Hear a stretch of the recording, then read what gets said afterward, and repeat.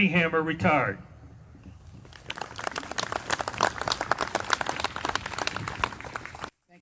And thank you to the Minot VFW. Truly an honor. Thank you also to all of you who are participating or attending here, this observance here today. Just past noon on the 13th of January, 2018, I was running errands here in Minot when I received a phone call that burned the details of that bright, cold Saturday afternoon into my memory forever.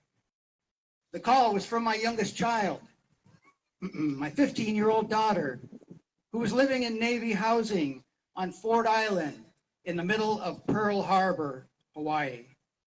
She was sobbing on the phone.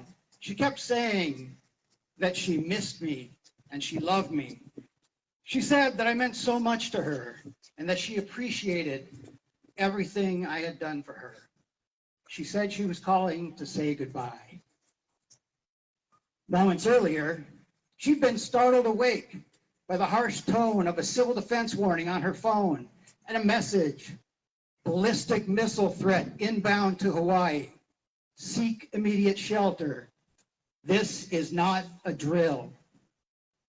An alert message on her television said that a missile impact may be imminent on land or sea, and that those who were indoors should remain there and stay well away from windows.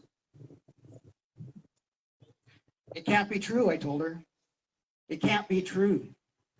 Those words were as much a prayer as they were fatherly reassurance, because geopolitical saber rattling at the time made it seem at least somewhat plausible that the paranoid and power-hungry dictator in North Korea had indeed just launched a nuclear missile at Hawaii, and the possibility of a false warning was practically incomprehensible.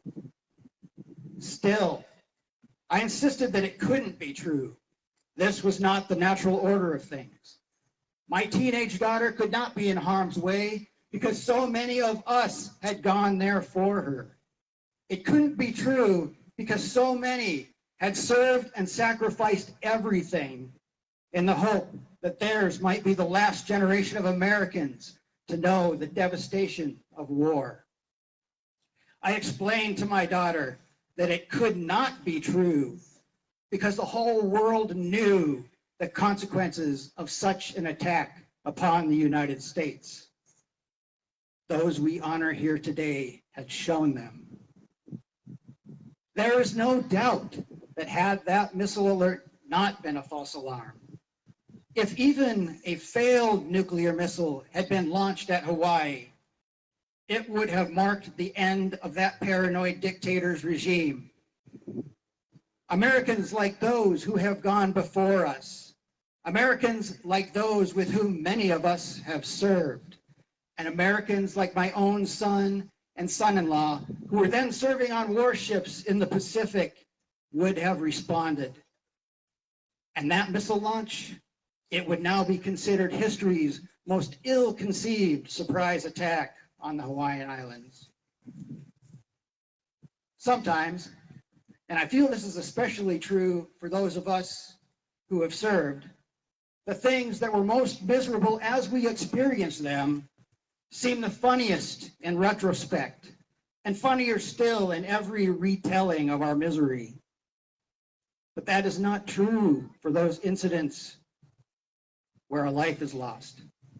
And I have never been able to laugh about that phone call from my daughter. There is something terribly unfunny about your child experiencing real fear for his or her life. I have, however, come to see that call as a gift. It showed me that my daughter's first instinct, when she thought she had only minutes to live, was to call her father. Such a last communication with loved ones is exceedingly rare for those lost in service to our country. If we could give them that gift, if they could reach out to us today, we can only imagine what they would say. And it's a useful exercise to imagine that because it's almost impossible to do so and imagine them saying anything vain or divisive or mean-spirited. Based on that call from my daughter, I like to think that they would tell us that their final thoughts were of some other human being who was important in their life. And there's an important lesson in that.